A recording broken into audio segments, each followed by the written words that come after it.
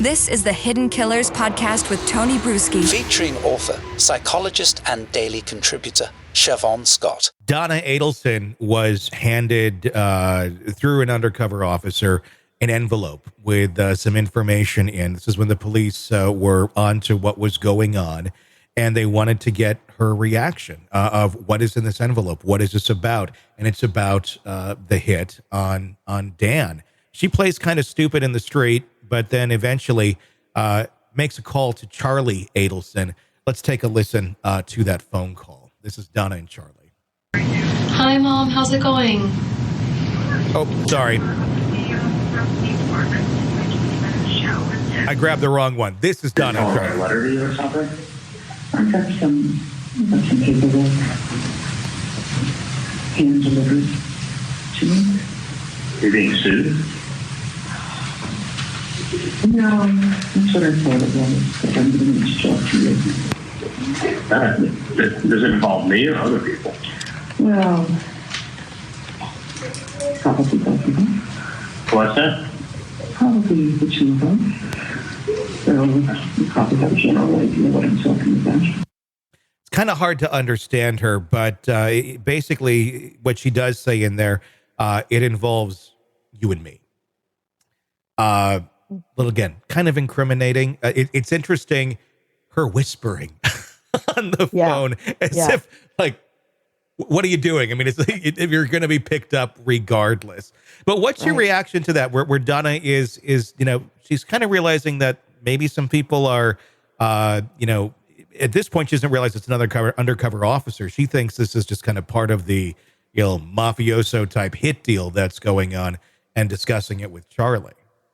Yeah, she's certainly trying to be cagey. And, you know, this is a smart lady. She's, you know, in many cases has terrible judgment and she's pathological, but she's not stupid. Mm-hmm. And yeah, it also makes me think of a crime boss. Yeah. Yeah, very much so. I want to watch one more clip here of the whole clan.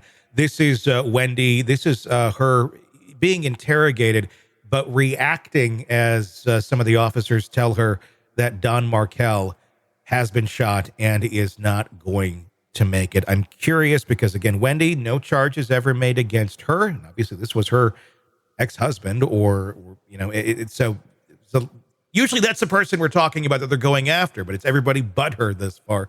Let's take a look, and we'll talk about her reactions on the other side. There was a shooting at your home, or your ex-husband's home, at 2116 Trescott. Okay. Your ex-husband, Daniel, all right, has been taken to the hospital. He's not going to survive. Oh my God. Okay.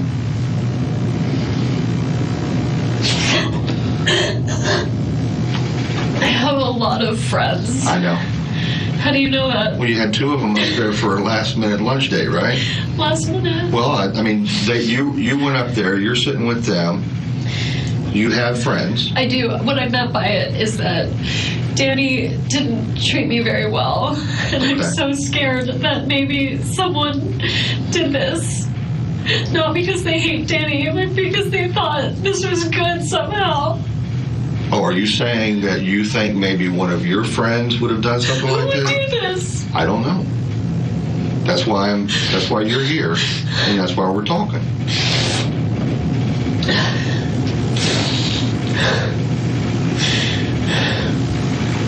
Would you ever ask someone to do something like this? Not in a million years.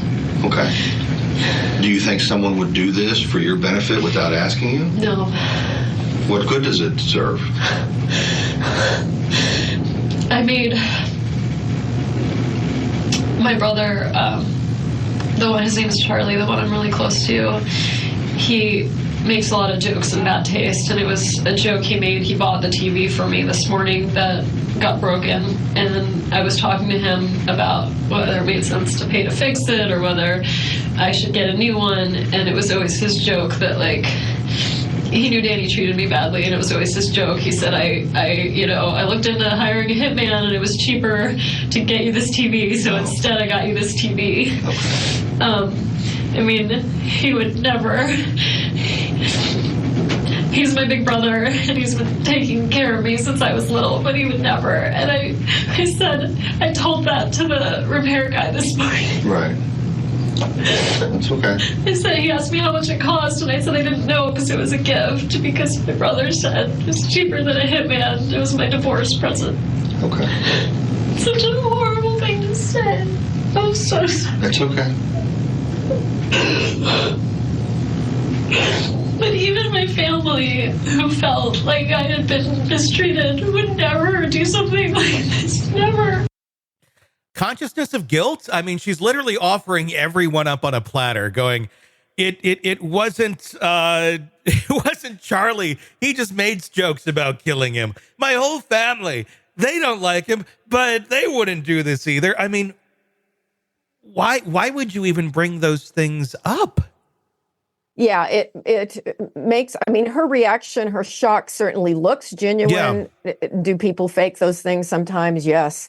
But, you know, is it possible that on some level it rang true for her? Because, why even mention it if you didn't have this sense of, oh my God, this could be what they orchestrated? And sense of is one thing. I mean, you can kind of get, you know, one can connect dots and go, I think this person might do something like this. But if you don't have proof of it, you don't know about it, you can't predict it, and you really can't do anything in terms of stopping them if you want, unless you go and talk to them. But you can't go and press charges or something like that unless there's actually something that's going on. But if you know about it, that's a little bit different. From Wendy, do you think it was just kind of that sense of, you know, I wouldn't put it past these people to do this, again, because probably of that enmeshed family where everybody's looking out for each other in such an extreme way that's kind of how she knows life works with the Adelsons. Yeah. And it seems like if she were truly in on the plot and knew when it was going to happen, she wouldn't have brought up her brother. Yeah. You know, she would have just been very careful to not go there and maybe have some alternate suspects in mind, or, you know, maybe it could have been so-and-so.